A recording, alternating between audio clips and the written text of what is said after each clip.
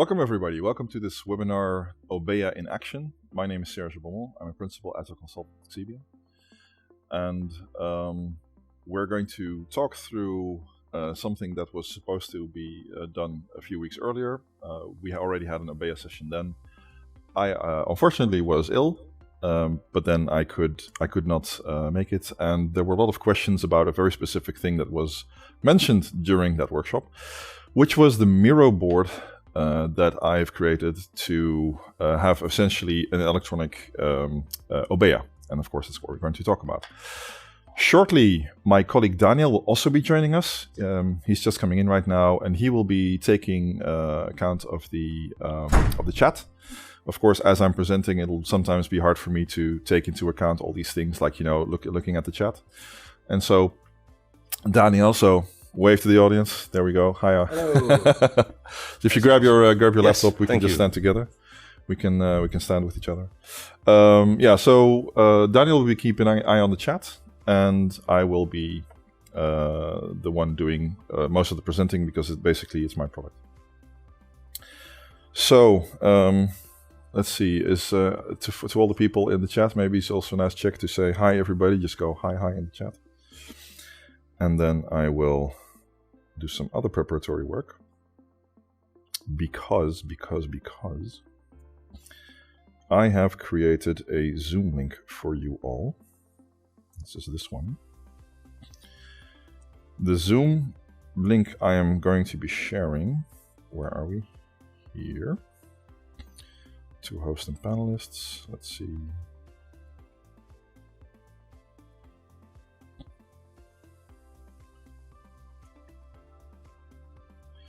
Is there a general chat? Just a moment. Roald, Lord of the Overview, is there any background stuff in the chat? Let's see.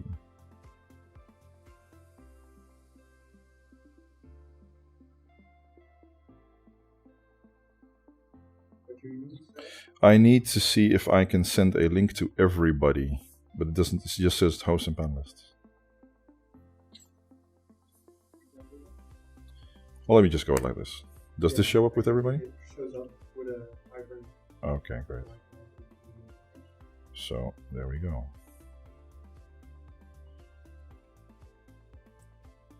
There we go. Great. So what we have now is that we would like to tell you about this Miro board. I'll go through it with you. And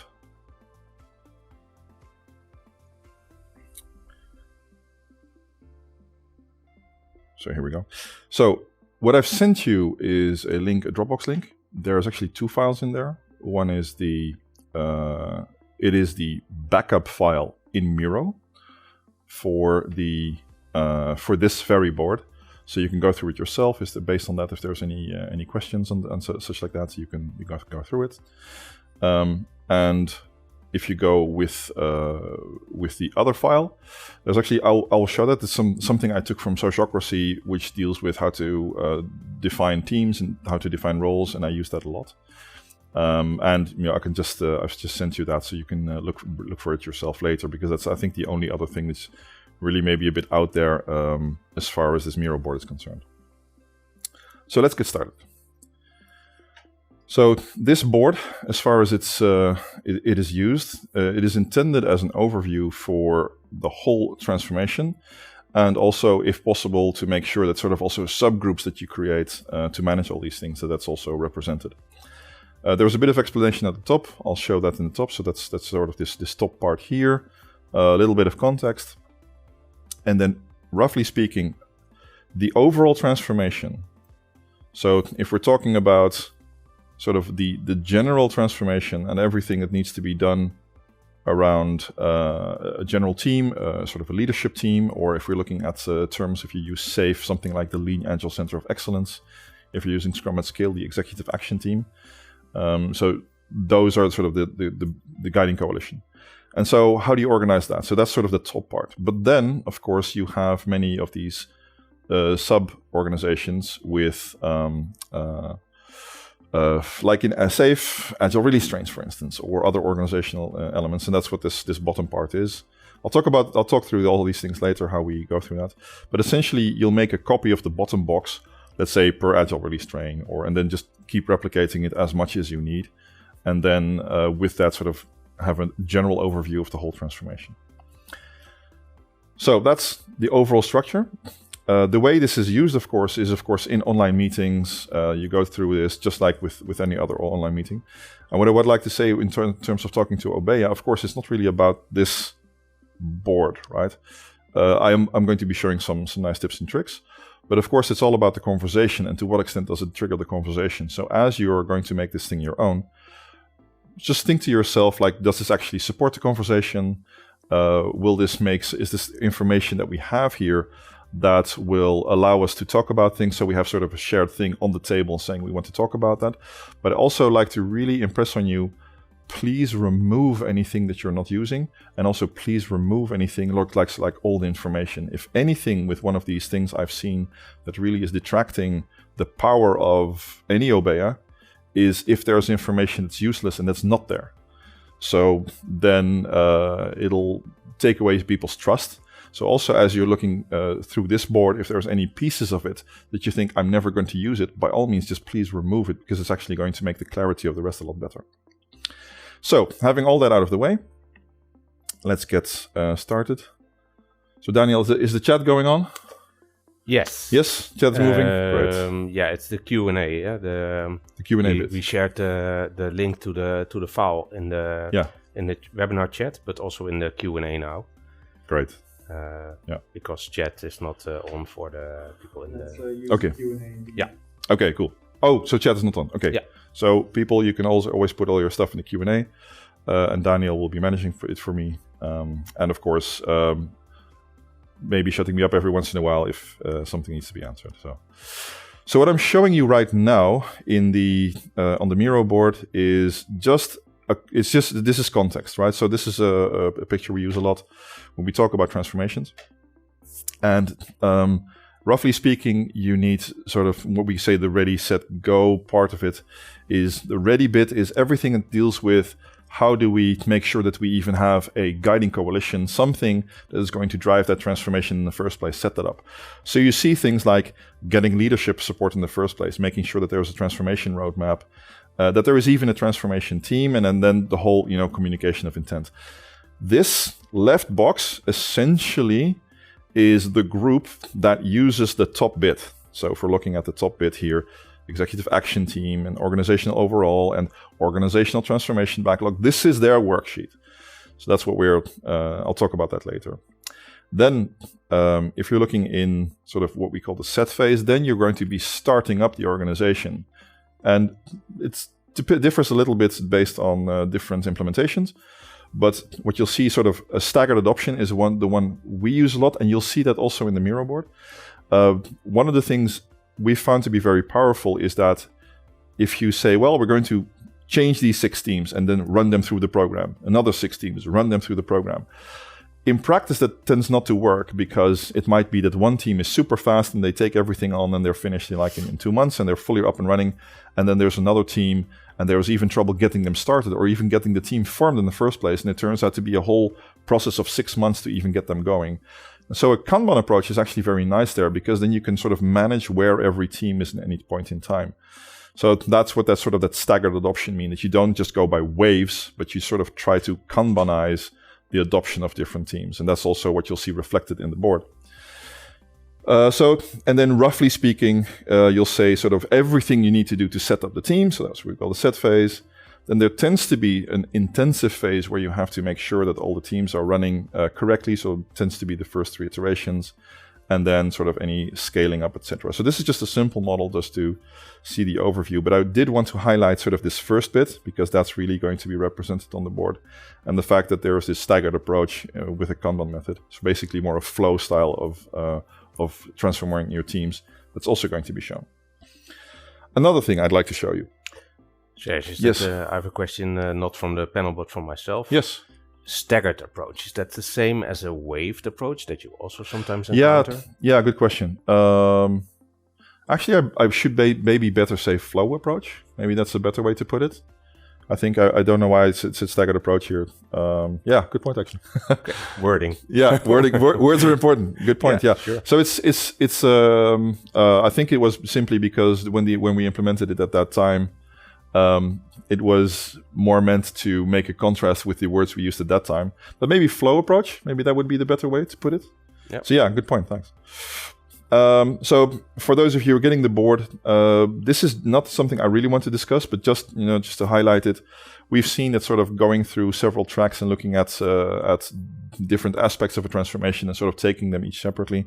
So it's good to have a way of working and approach on how we're going to deal with strategy and product ownership, how are you going to deal with Scrum Mastership and Kaizen, so continuous improvement, and so on. So there's some stuff here. I'm not going to talk about that today. I did want to highlight this bit because this is relevant. Because this does speak to, at least in our experience, the sort of the structure of the organization and the structure of the transformation that we tend to see, and the big components. So of course there's team level agile, right? There's teams, and they're the foundational piece of any transformation, and you need to be able to have a team level onboarding process. That is, of course, it's represented on the board, and you'll see that going on.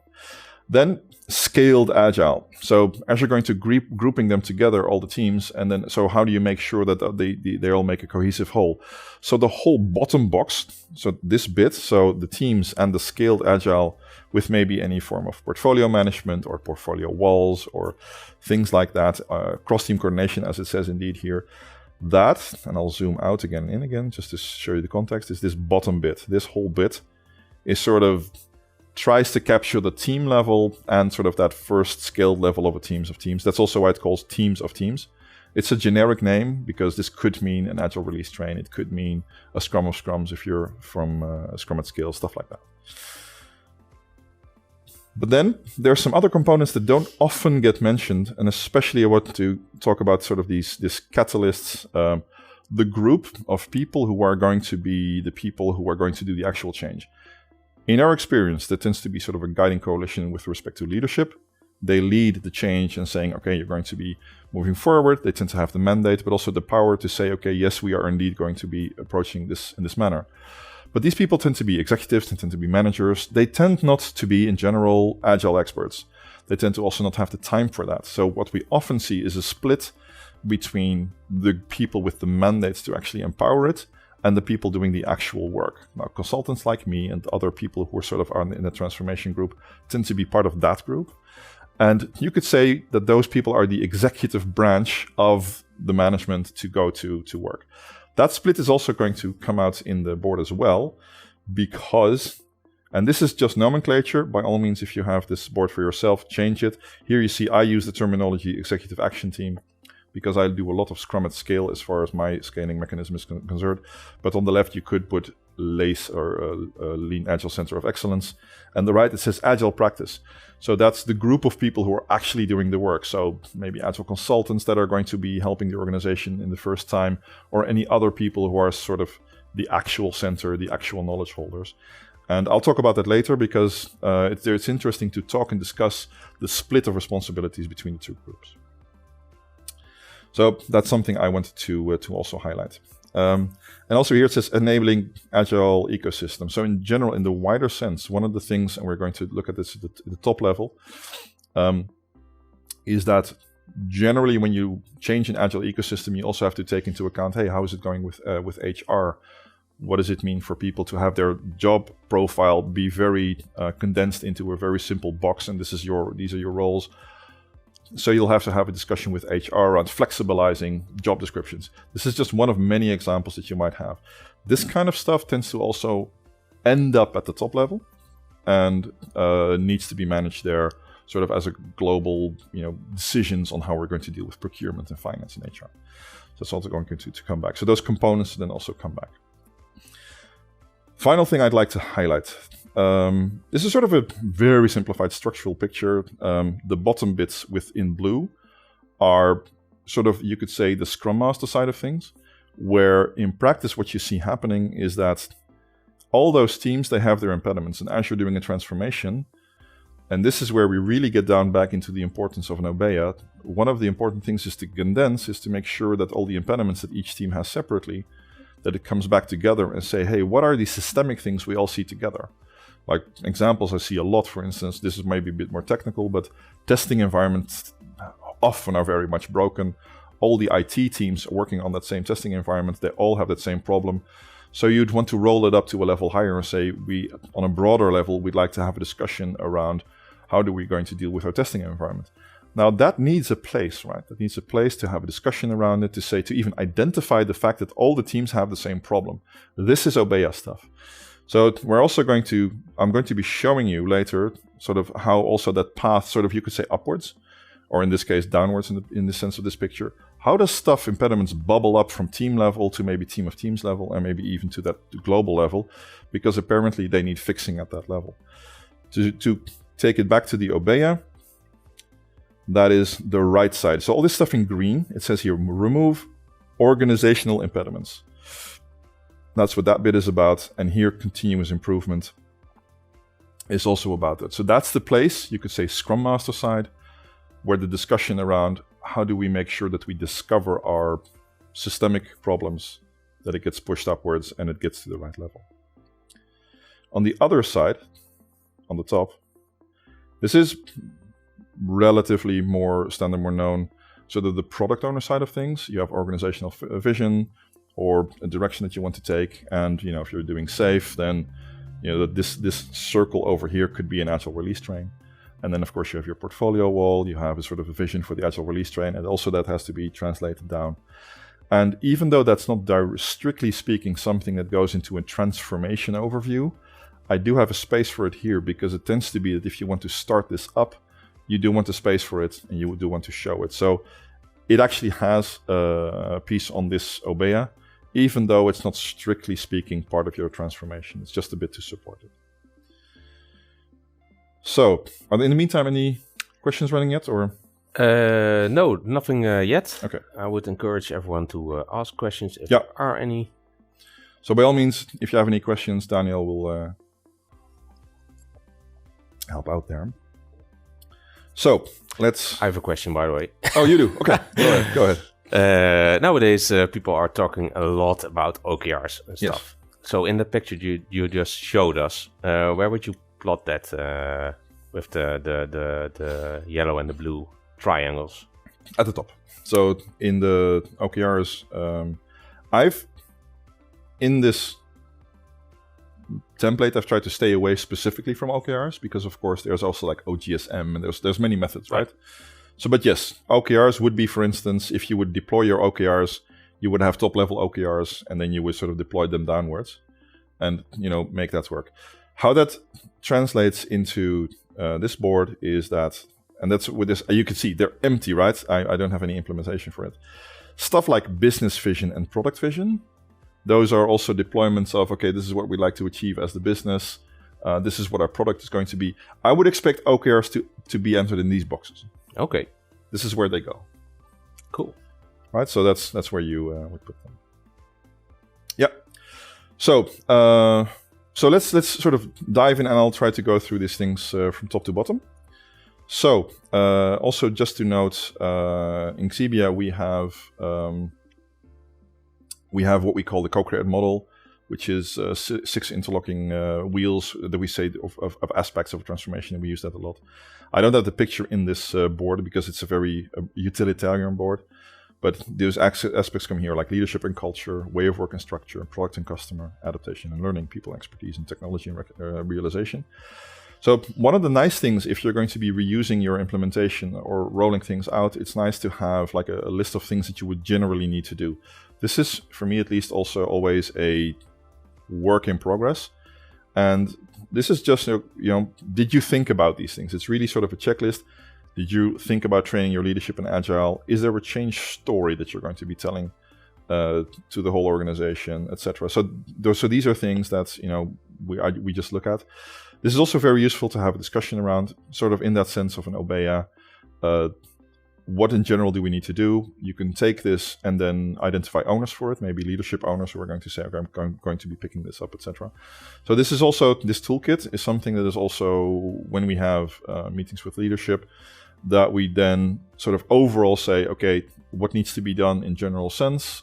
Is there any ownership going to be taken? And this is a first starting point to having the discussion with each other on how we're going to approach this in general sense. So that's the function of this bit.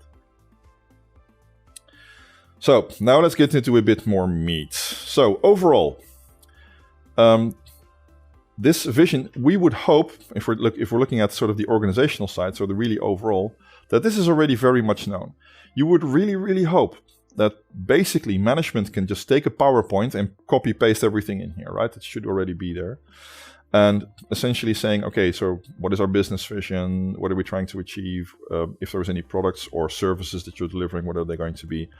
The reason it is important to put it here is that in any Obeya, if you're going to have a discussion, you want to have a discussion towards something. What are we trying to achieve? What is the context? Then some implementations or some things you might like to focus on in your transformation might be relevant or not relevant. So this is going to be your guidance to say, is something going to be important? Do we want to transform this part of the organization or that part? If you don't have that guidance, then it becomes a lot more difficult to figure out what you want to do. Now, another thing I want to mention, and I think given the time, I do not have time to go through this fully. However, I do want to, and I'll just put it in this text here. I would like to, I'll make it bigger. Soci30.org. I am a big fan of James Priest and Lily David, who created Sociocracy30.org. They have in there something called a domain canvas. I think it's, to me at least, this is one of those things where I say next level agile is going to be this. This is essentially a more agile version of their canvas. So if you want to have more information on this specific canvas, I suggest you go to Sociocracy30.org, look up the canvas, and you'll immediately recognize there are some changes that I made, but fundamentally it's the same thing. And if you want to look at it. However, in a very high level, what the purpose of this thing is anytime you're going to be defining sort of a team of teams, like a bigger agile release train or a team, it tends to be good to go through a canvas like this, sort of like the governance level, and go through questions like, what are the beneficiaries of that team, agile release train, etc.? What is its purpose? What are the responsibilities they will have towards others in the organization and towards those beneficiaries, their products and services? As you can see, it's a whole thing. Again, Obeya. What's useful about this, even if it's wrong and people have a completely different view or assumptions of what's going to be there, this is the kind of tool you really need to make sure that you hash out everybody's assumptions. Very often people have very different assumptions about what things are going to be. And even if you can't agree on what the purpose or responsibilities of a group are going to be, it's going to be very difficult to agree on anything. So a tool like this, and by all means use your own tool, but I would definitely say put this on. Let's say have sessions where everybody fills in their own version and then you bring it all together. You'll probably know how to do these things yourself, but that's just a bit of advice. And then this also scopes, for instance, how big is the team? What are its responsibilities in the context of other teams? Where did they start and end? So you also can know how to scope your transformation, because it's going to be scoped and bound by whatever you describe here. So this is just general stuff, and hopefully this would be copy-paste all over the place, because you just basically take all your PowerPoint presentations and put it in there. Now this is actually a very important bit, and I would also suggest that you very much steal this list. This list here is, if you're looking at the responsibilities that we see coming out of any agile transformation in general, is experience on what needs to be done. But this is also a condensation of the responsibilities as described in SAFe for the Lean Agile Center of Excellence. It is also condensed for the executive action team of the Scrum at Scale framework, and experience that we have. So there's actually quite a lot of condensed knowledge in this list, where you see what needs to be done in general. So let's go through it very shortly. So the rough piece or leadership, how are you going to arrange that? How are you going to arrange continuous improvement, right? And making sure, especially at scale, that you start tackling systemic problems. How do you build your capabilities that you need and the skill sets? Guardian is the bit that means what you often need, and this is what we've seen more and more, is, for instance, this one. consistency of vocabulary. One of the things we see nowadays is that many people tend to come into the organization with prior experience.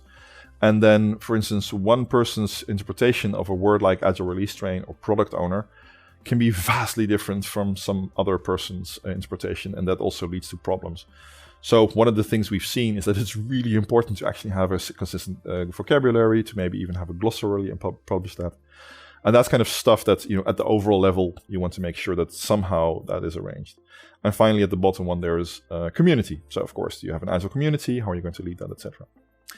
So what is now the green bits? One of the things we've also said is, well, if you're going to have a single team, just one team that's sort of this guiding coalition, and they also are doing it in practice, you can basically fold these two things together and they're going to be one. In practice, however, it's often that you have sort of the true leadership team who is going to be mandating and empowering, and you have the people with the actual knowledge going to be doing. That's what these green bits mean, is that if you look at this list, in my experience at least, the green bits on this side are something you'd want to have sort of more the owners of the power, so to speak, to do these bits on the left side. And on the very same list, to have the agile practice, or the people, or however you want to know it, agile center of excellence, whatever name you want to call it, to do all the green bits on the right, because they're much more based on actual doing the work, having the knowledge for it, etc. And again, Obeya, even having the discussion around who's going to be doing what is each's responsibility. Should you be doing it? Should you not be doing it? Is this something that you expect of the leadership, or is the agile practice going to be taking this on? Just that fact alone is going to provide a ton of clarity. Now, of course, there's some practical stuff here, right? Like the who's who has the product owner role in this agile practice, Scrum Master, etc., and developers, right, in the Scrum sense. These would probably be agile people in some form. And of course, some agreements about event cadence, so that is fully published. When are these people coming together? What are they going to be doing? And the same for the executive action team. So when are the executives going to come together? Do we know it so that the whole world will know, and also sort of the who's who? This may or may not be, for instance, the management team. Sometimes it's a subsection, but having clarity on who is in the team, what are their responsibilities, and when are they coming together tends to be a very good, solid foundation for a starting point. So let's continue on. As you can see, this is very much a show and tell. So by all means, if there's anything not clear, then just ask. Otherwise, I'll just keep going. Now, if we're looking at in Obeya how you come together, first I should just show you what, and then I'll give you some suggestions on how you could do this in practice with the meetings themselves. So the left bit is governance and organization.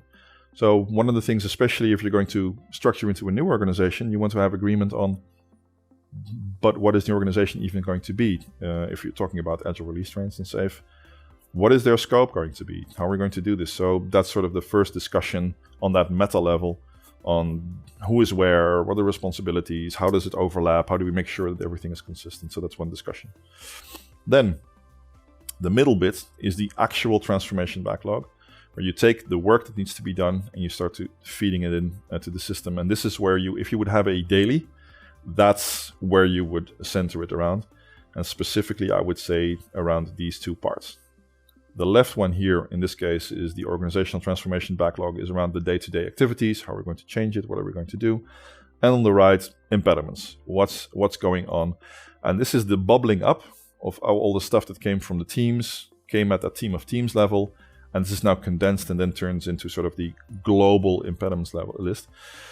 And this is a super important list, very often gets forgotten because we tend to say transformation, we just start to mechanically moving through the list and saying, okay, transform teams. Whereas the most valuable work tends to be discussion around what is holding us back, what are sort of the typical quirks in our organization that are making sure that we can't move forward. And then you want to discuss your organizational impediments. Let's go to it into a bit more detail. So, of course, it's going to be interesting to know, again, have a discussion around who's who. So there's a bit for this. Who has these teams, or the overall structure? For instance, if you're at that higher level, here it could be who is the overall the overall product owner for the agile release trains, or the art product owner, for instance. Or if you're talking about Scrum at scale, chief product owners, you want them listed here so that everybody at any point in time knows who is who. There is another advantage to this. as your organization evolves, and especially if you start to become more powerful and the organization starts transforming itself more, at all points in time, by looking at this list and having agreed that this is the place where you have a who's who, if a team name is swapped or a product owner changes, you just can post it here and then it's visible to everybody. So it's also tends to be very nice, especially in organizations that have a bit of flux to them. Of course, again, cadences gets overlooked quite a lot. So when do we meet? How do we meet? And the word cadence here is important because you want to do these things on a regular schedule so that everybody, sort of the whole organization can fall into a cadence and get used to certain patterns of meetings and certain patterns of events. And they all get listed here then so that you can synchronize. What can also be useful, especially if you're at that higher level, is that, for instance, if several release trains have their different meetings at certain times, that you sort of are smart about how do we schedule it so that people can meet each other and say these release trains do it on Monday and these on Tuesdays, and then they can even visit each other's stuff so that it's not all overlapping, or you explicitly overlap everything. There's no right or wrong here. What is important, however, is that you have a discussion around it and make sure that you all agree on it and put it on this board here. Overall domain, I just discussed the domain bit. These arrows, just want to show you, very often if you're looking at a very high level, let's say a release train or an organization, very often what you see is that there is a business process or a customer journey or something like that that is supported. It also is very useful to have that documented here and have a discussion around, do we even agree upon what our overall customer journey is, or multiples of those. So many times I've seen discussions not make no sense simply because people don't agree on what the overall customer journey of the supported business flow is. And so again, Obeya, come together, have a discussion around it, and make sure it's clearly posted here. So, and then team domains. So this is, if you're going to go one level lower, what is actually the responsibility of a specific team? Do they have the responsibility to provide those reports, or is it another team? If that team is going to provide the report, but they have the data, do they provide the data? So there's all kinds of stuff that often needs to, sort of at the general governance level, that needs to be agreed upon. And again, those discussions are things you want to have. So far, this is just governance. It is all structure and talking about how sort of do we agree on responsibilities between each other. Let's go to the day-to-day. So, transformation story map. So here you see, again, one of those useful lists that we see. There's stuff that tends to be you need to do on the overall level. And you can basically pull in here. So one of the first things to do when you're going to go through this is add to this. Oh, what we also need to do, this activity, we also need to make sure that we achieve this goal. That all gets done here. So this is essentially a backlog, right? Where you see all the work that needs to be done. You can condense it in any way you want, but this is sort of the source of the work that needs to be done. So that's what gets pushed on here. And then backlog. Now here it's just in a very simple, format with basically a bit of a Scrum board. This is what we planned. Stuff is in progress or done. As you can see, this is a very simplified version. I only want to highlight this blocked waiting for, especially in transformations. It can very often be the case that something is waiting, or some approval is needed, or it takes a very long time for some tool to be implemented, and before that you cannot move, or you're in a highly regulated environment and you have to wait until a law passes. There's so much stuff. So this column is really important because you don't want to put that in progress because you're waiting for something. And these blocked waiting for bits, especially at that systemic level, are going to be super useful for discussions. Is what is holding our back? What are the impediments that we have? And those tend to be the valuable discussions. Other than that, it is a bog standard Scrum stuff, Scrum board, Kanban board, whatever you want. And it's just for your dailies. Serge. Yes. I have a question. It's not from the QA, but I was just triggered by the nice Miro functionality you're showing in your board setup. I am a little bit older. I'm still from the era of post-its and offices and rooms where we used to do the Obeya room or the war room.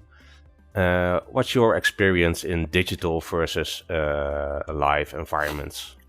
Because I can imagine, especially for the canvases you showed, that's a lot of information. Every time it needs adjustment, maybe you need to print it out, go to the room, post it somewhere. Yeah. Instead of this, which is way easier to it is to adapt. Yeah. I'm also an old guy, by the What way. do you think? You may have noticed. Yeah, I get your point, because it's really you really want something to feel like you're in a room together, right? Like the two of us, we would be here physically at a board discussing things, drawing. There is something special about, because the magic of the Obeya is not the board, the wall, it's the discussion that we would have, right? Yeah. So that would be the thing.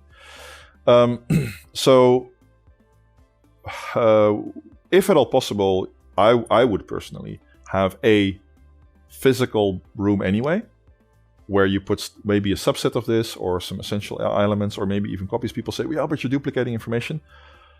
Personally, if you're looking at that very high level, the rate of change of this type of information at that enterprise level especially tends to be so slow.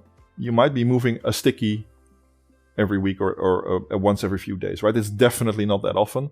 So if I would be sort of the scrum master of this thing, and I would have to make sure I duplicate everything, I wouldn't have a lot of work. So for me, that wouldn't be a problem. However, of course, so many times nowadays we are distributed, we are global, we are working from home, etc. And yeah, I mean, having a physical room, then you would have to have a camera in the room for all the information to be available at all times, right? So that would be one thing. Second, scaling in the sense like actual physical scaling. I've never seen a wall that will hold all of this, ever. It's just too big, right? It's just, you'd need like a whole gym, like it would be so massively big, especially because I don't have this here now, but what you'll see in practice, let's see if I can do this. I'll just go duplicate. Oh no, wait, that's, so can I duplicate this? Well, the point I wanted to make was that I take this big block here, and if you have 5 agile release trains, you'll have 5 of those. Yeah, but there's no such thing as too much information in an Obeya, or are there rules of thumb for how much you want to show, or? I've actually been to Japan last year on an Obeya tour, and one of the things that was interesting is that I think for me the guiding principle is when they told me, well, you walk into an Obeya, you have to immediately see what's going on a glance like that. I think for me, I couldn't say anything specifically about how much information, but I do think that's for me a guiding light, because if I have, for some organizations, it might be that they have 5 times as much information, but they still immediately see what's going on. And for some, they need a lot less to have that overview. That for me actually is the magic thing. So can I look at one of these things? For instance, let's say it's this wall, and immediately go like, oh yeah, that's the situation right now. Then I think you're in a good spot. If you have to start searching and it takes you like 30 seconds to go, where are we even? That's where the problem really happens. Yeah. Having said that, there is in Obeya, there is actually the term Obeya and Kobeya. And Kobeya is, I think, if I'm translating it correctly, like Obeya is the big room, right? It's a room. Kobeya is I think also the Japanese for a small room. Don't hold me to that, but that's somewhere what it was explained to me. And it's sort of, there is also a hierarchy of Obeyas, in the sense of you have maybe the big overall transformation room, but if you have like an agile release train and it has its own transformation going on, it itself could have an Obeya as well, and then you link them together. Sort of like a satellite Obeya. Yes. Yeah. Okay. Yeah. And so, but you can of course have the choice in terms of focusing, that if it's still on the same Miro, then you can just put this, you can just focus it. Oh, this is my agile release train. This is where I'm focused on. But the fact that all the other information is there as well, just by scrolling, could be very nice. Yeah. Or a link. Yeah, something like that. So to have them linked. But that's something you can definitely do. Yes. Where were we? Okay. So the transformation. Let's see how we're doing for time. 40. Okay. I'm sticking also with this bit because, strictly speaking, what you'll see below is pretty much very much a copy of the one at the top. So you're not going to be missing anything. We have a question from the audience. Oh, we do. Great. The question is, can we say PI planning approach in SAFe as big room planning is Obeya in action for product planning? Yes. Yeah, yes. Oh, that's a straightforward answer. It is. Thank you. And I'll add to that because the magic is in the discussion, right? I think if there's one thing, there's of course many people have all kinds of critiques on SAFe and there's fans of it, but in any Agile SAFe implementation, of course, the both of us have done tons of those, right? The PI planning has always been one of those magic things where everybody comes together in a pressure cooker. All the discussions about what are we going to be doing is done. The magic is in the discussion. So, for instance, API planning where you say, "Oh, we only need 1 hour," or we do it in a very short time, or we'll all do it online. That's really missing the point. Or when people saying, "Yeah, this whole thing," I see many times when people say Obeya, they make the mistake of thinking the wall is the Obeya, and it's not. It's the discussion, right? Mm-hmm. So if you have a PI planning where you bring all the people together and then there's this massively energetic discussion going on while people are pointing at the wall, yeah, Obeya. It's really, really close to the Agile values as well, right? Yeah, very much. Yeah, indeed. So that's definitely a thing. Maybe a bit of a caveat there. The intent of an Obeya generally is to have an overview of sort of everything, right? You'd also want the strategy to be there. You'd also want to be there. So I would also make a small caveat that the PI planning, if you want to look at the whole situation of a full Agile release train, you'd also want to add, for instance, all the impediment stuff to it, which you normally don't directly discuss as a main topic in the PI planning. So if you want to take your PI planning and that wall and transform it into a full Obeya, you'd want all the information there. Like general strategy of the company. You'd want the planning wall. You'd want your impediments overviews. You'd want other stuff, right? So that's, and then you could fully call it an Obeya. But yeah, definitely in the shorter term, it is definitely an Obeya. So we were talking about transformation backlog. So my suggestion would also be, here you can see basically there's a choice to run the transformation team as a Scrum team, or you can use it as a Kanban team, doesn't really matter. Whatever floats your boat, because it's really about getting together, making choices, and making sure you move forward. That's all tracked here. Another thing, forecasts. So here you can, for instance, see in transformation terms, how are you going to be scaling your product owner role? How are you going to be scaling Scrum Master role in terms of that, like bringing everything together? Teams, what are we going to do then? Agile practice. So here you can see sort of tracks of things that need to be done. So here is an interesting thing I've seen that, yes, using calendar time, using a forecast, essentially you see a bit of a variant of the planning wall here. At scale, often it is important that since things take so long to transform, you're often even forced to say, oh, we can only do this next month. Oh, we're only going to do this then. Sometimes things might need to align with big events happening, or maybe you have to wait for an organizational change to happen. Let's say this department is going to be moved with leadership from the one to the other in that month, and therefore we can only initiate this change in that month. So I've often found it to be very useful where people take transformation actions and they plot them into time. And also that's what this is a useful help for. And then it's useful to say, have the goals here. You could put actually OKRs here, Daniel. Yeah. In the goals, you can put your OKRs here, and then basically say, what are we going to be doing here? Now, of course, this is very similar, like putting it into sprints, etc. And you can, if you want to customize this, you could say, for instance, sprint 1, sprint 2, sprint 3. Very often in initial transformation, especially leadership has to get a bit used to the terms of sprints. So I tend to sort of, hide it a little bit by using weeks. But then effectively the weeks are sprints. So it's a bit of practical thing. So again, having a discussion around this board. So what do you do in the Obeya? Showing this, making sure it is up to date, making sure that from the left bit, there is a clean list of everything that needs to be done and adding to it, having a discussion around that. Having your dailies to come together, and then plotting things into time to sort of plan out, okay, probably this needs to happen then, this needs to happen then, because you're talking about such large time frames. In practice, if you're talking about the executive action team, sort of this big group of directors, you'd be happy if you can bring them together once a week. I mean, that's already quite nice. And it also needs to be managed with how often do you need to come together, but also how fast does the pace of change goes.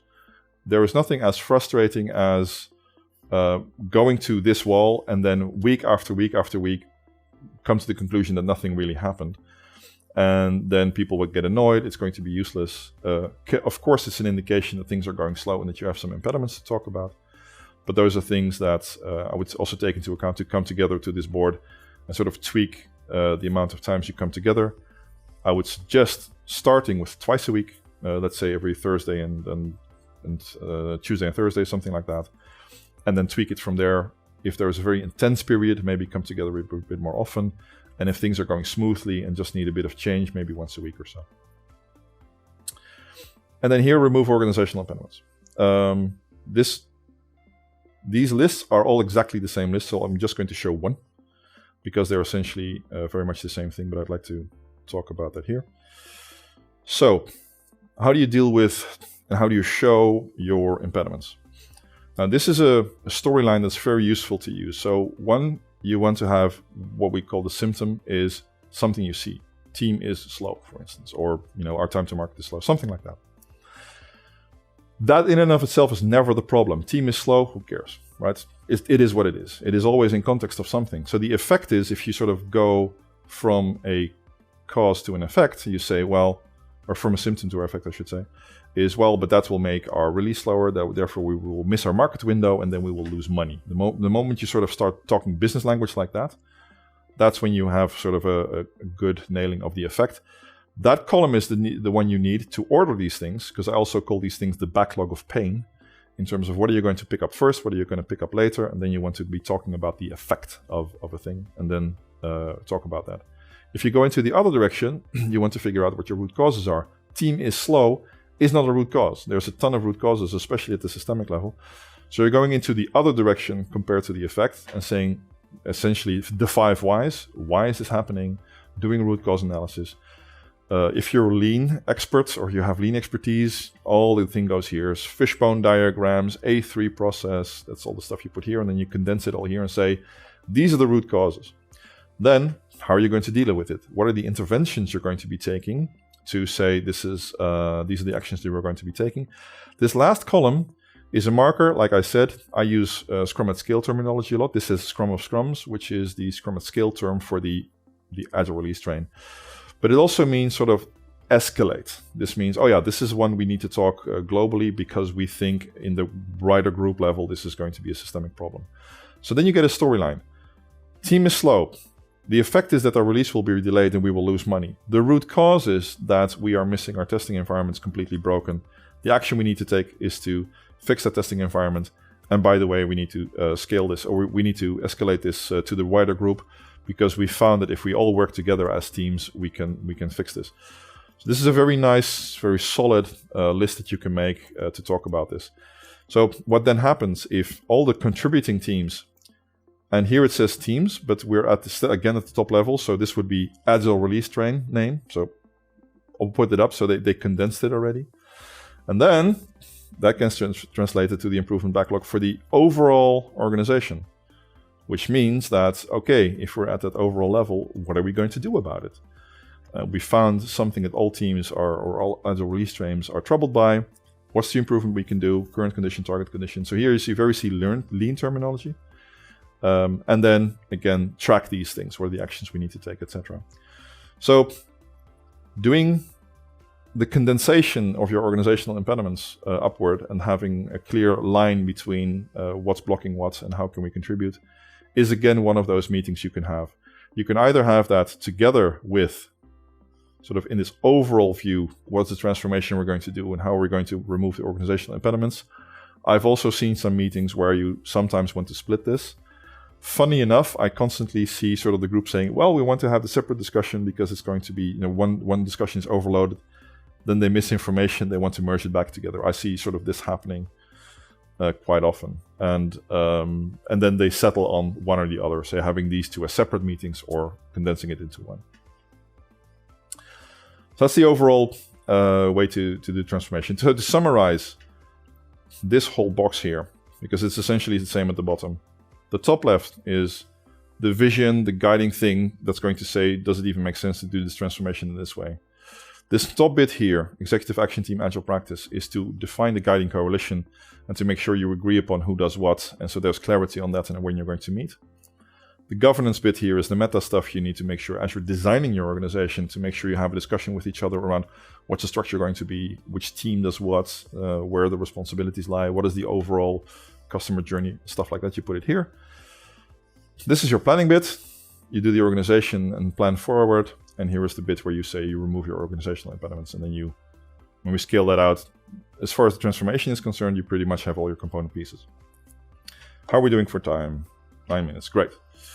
So the team of teams level has some extra bits to it.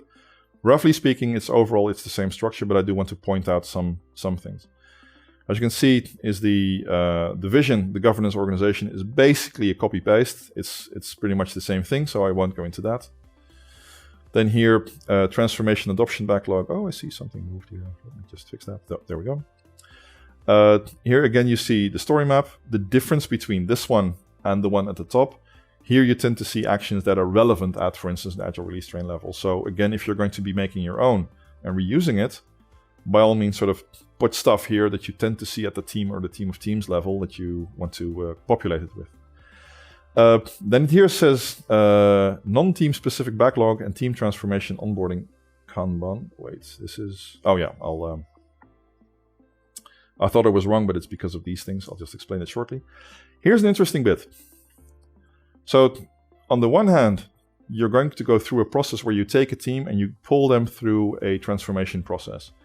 So you could say an upgrading mechanism. So one of the things we've done here is you take a team and the team is the backlog item. And then you pull them through a process of improvement. And so here you see, are they well formed? And here you can see what I put here are what are called in Kanban the policies. When do you go from one column to the other? So is the domain clear? Like that little canvas, is it clear? Do we have a coach assigned? Is there a PO assigned, etc.?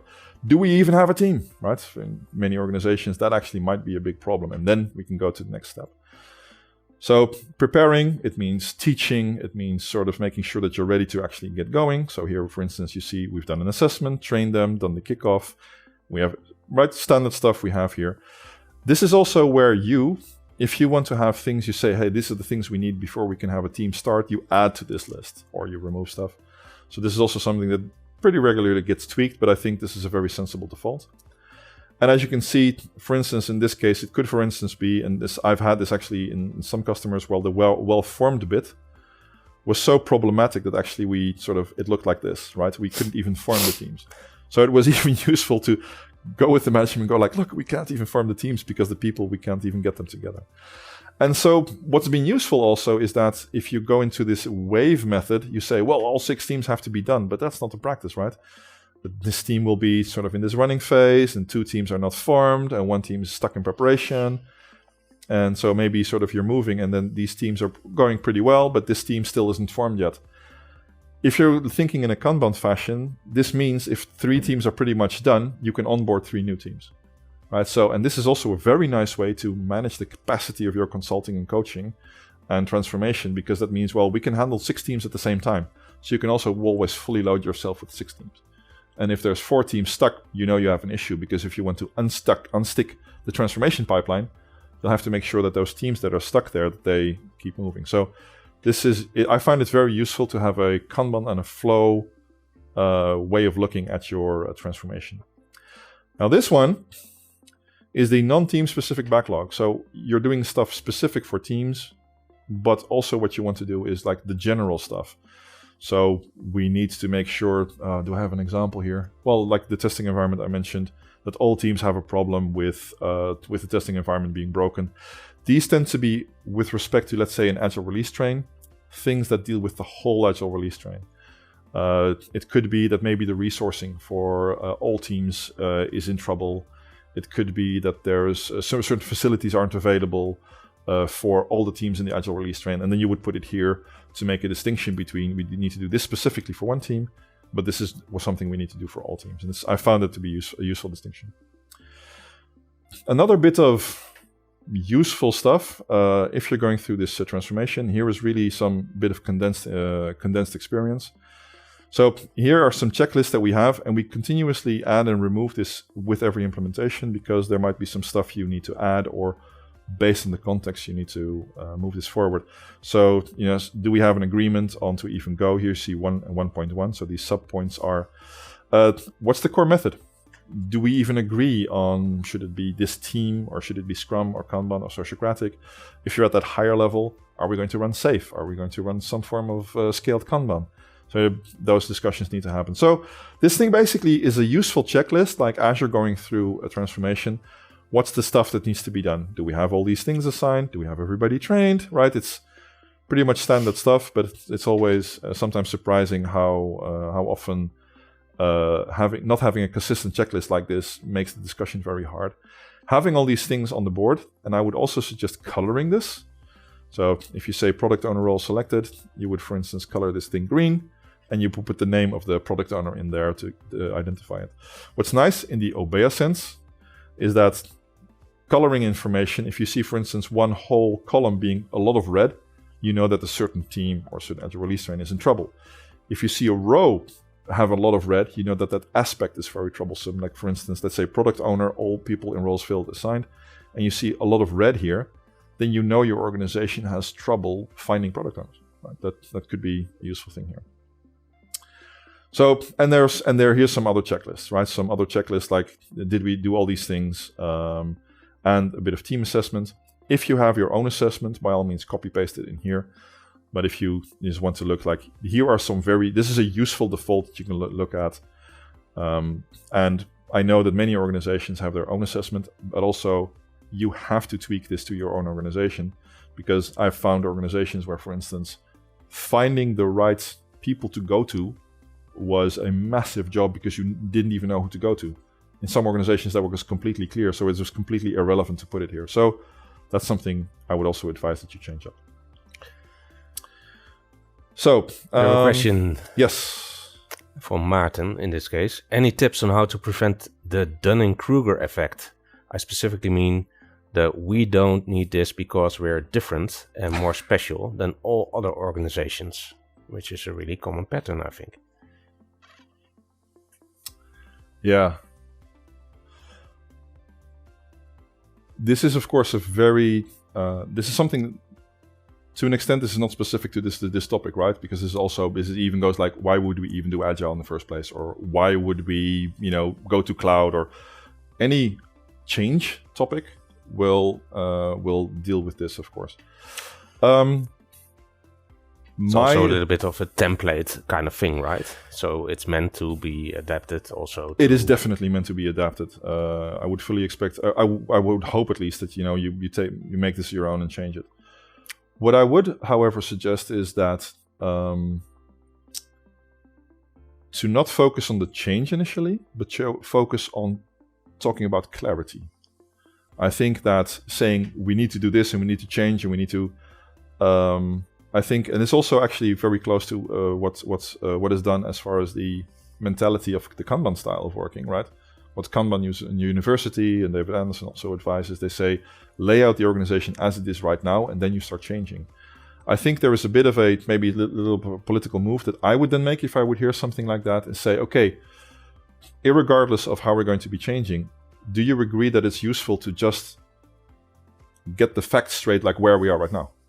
Where are we standing? Do we have clarity, and sort of move forward from there? And then leave it out in the open what that change actually is going to be. And then use this, and then maybe partially talk about some of these things. This is also where I use a lot of this governance bits.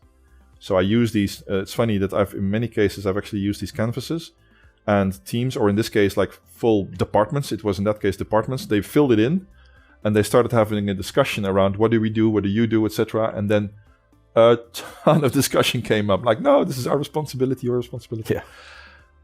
And then just by putting it on the wall, it made it clear that it was useful, to put things clearly on the wall and then have a discussion over it, because that is Obeya, right? We're here for Obeya, and this is, of course, a specific implementation of it.